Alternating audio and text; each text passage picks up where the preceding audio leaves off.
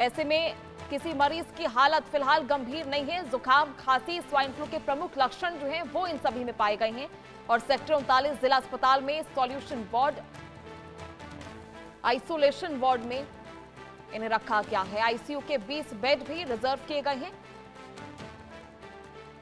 जहां दिल्ली में swine flu के 2600 केस अब तक के बताए जा रहे हैं। तो ऐसे में नोएडा में स्वाइन फ्लू के मामले लगातार बढ़ रहे हैं, जहां जिले में स्वाइन फ्लू के 40 नए मरीज मिले हैं, जिसके बाद कुल मरीजों की संख्या बढ़कर 180 हो गई है। राहत की बात यह है कि किसी भी मरीज की हालत फिलहाल गंभीर नहीं बताई जा रही है। जुकाम, खांसी, सांस लेने में तकलीफ, मामूली लक्षण जो होते हैं सर्दी खांसी के, वो जो है फिलहाल स्वाइन फ्लू के प्रमुख लक्षण बताए गए हैं और यही फिलहाल सब में पाए गए हैं। संदिग्ध मरीजों के टेस्ट कराए जा रहे हैं। वहीं सेक्टर 39 जिला अस्पताल में अलग वार्ड्स भी बनाए गए हैं, आइसोलेशन वार्ड्स बनाए गए हैं और एहतियातन तौर पर आईसीयू के 20 बेड भी रिजर्व किए गए हैं। वहीं दिल्ली में स्वाइन फ्लू के कुल मामलों की संख्या 2600 के पार पहुंच गई है और आंकड़ा जो है वो हैरान कर देने वाला जरूर लग रहा है, लेकिन कोई भी मरीज फिलहाल गंभीर रूप से इससे पीड़ित जो है वो नहीं नजर आ रहा है। गंभीर रूप से कोई खतरा जो है इन सभी मरीजों में नहीं है। मामूली लक्षण जो होते हैं स्वाइन फ्लू के, खांसी, सर्दी, जुकाम, ये सभी जो है इनमें पाए गए हैं।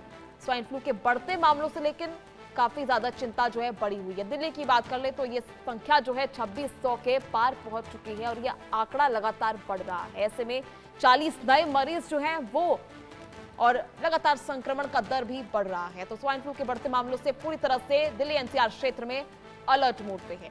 ज्यादा जानकारी के लिए सहयोगी अली खान इस वक्त हमारे साथ जुड़ चुके हैं। अली, क्या कुछ अपडेट इस पूरे मामले को लेकर? 40 नए मरीज पाए गए हैं और साथ ही लगातार स्वाइन फ्लू के आंकड़ों में इजाफा होता जा रहा है। हालांकि लक्षण जो है उतने ज्यादा गंभीर नहीं है, लेकिन फिर भी आंकड़े लगातार बढ़ते जा रहे हैं।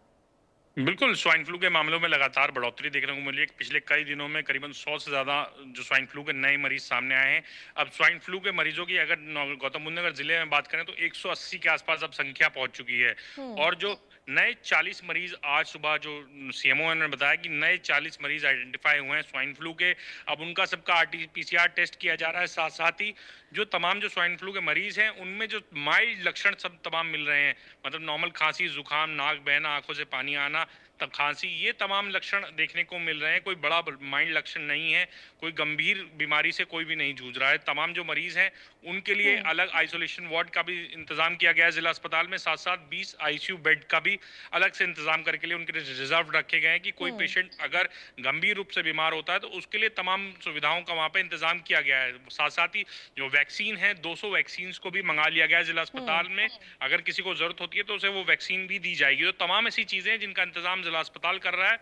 पर दिन प्रतिदिन स्वाइन फ्लू के मरीजों की संख्या जो बढ़ रही है तो वो अपने आप में गंभीर विषय है, जिसको लेकर तमाम जो जिला अस्पताल और जिला प्रशासन है लगातार काम करता हुआ नजर आ रहा है। जी ठीक है अली, देखिए ऐसे में नोएडा में भी केसेस लगातार बढ़ रहे हैं। एनसीआर क्षेत्र में पहले ही ये आंकड़ा जो है दिल्ली की खासकर बात करें तो 2600 पार पहुंच चुका है। और एक्सपर्ट्स का, डॉक्टर्स का क्या कुछ कहना है कि आखिर संक्रमण इतनी तेजी से फैल रहा है? क्या कुछ कारण है इसका कि आंकड़ा जो है लगातार बढ़ रहा है? बिल्कुल, स्वाइन फ्लू के जो लक्षण हैं वो माइल्ड सर्दी, खांसी, जुकाम, बुखार, ये लक्षण हैं क्योंकि मौसम का बदलाव भी है और मौसम के बदलाव के चलते भी लोगों को ऐसा इन्फेक्शन हो रहा है। तो इस इन्फेक्शन से ये फैल भी रहा है, एक दूसरे से फैल भी रहा है। तो इससे लोगों को बोला गया है कि अगर आपको खांसी, जुकाम, बुखार है तो घर में परहेज करें, मास्क का उपयोग करें, आम जगहों पर अगर आप खांसते चीखते हैं तो हाथों पर सैनिटाइजर से इस्तेमाल करें। तो तमाम ऐसी चीजें बताई गई हैं कि लोगों को अपने लिए रिजर्व रखनी है और उन चीजों से बचें कि अपने, अगर आपको घर में खांसी, जुकाम, बुखार है तो बच्चों को ना छुएं, बच्चों से दूर रहें, अगर ले रहे हैं तो हाथ धो के लें या सैनिटाइजर का इस्तेमाल करें। तमाम ऐसी चीजें हैं जिसकी वजह से स्वाइन फ्लू ये जो आगे की तरफ फैल रहा है। जी ठीक है अली, देखिए नोएडा में तो फिलहाल आइसोलेशन वार्ड्स बना दिए गए हैं तमाम, और क्या क्या प्रमुख चीजें हैं, क्या तैयारी की जा रही है, क्या व्यवस्था है चेकिंग को लेकर, रिपोर्ट्स को लेकर? फिलहाल किस तरह की व्यवस्था जो है अस्पताल परिसर में की जा रही है? क्या अतिरिक्त व्यवस्था?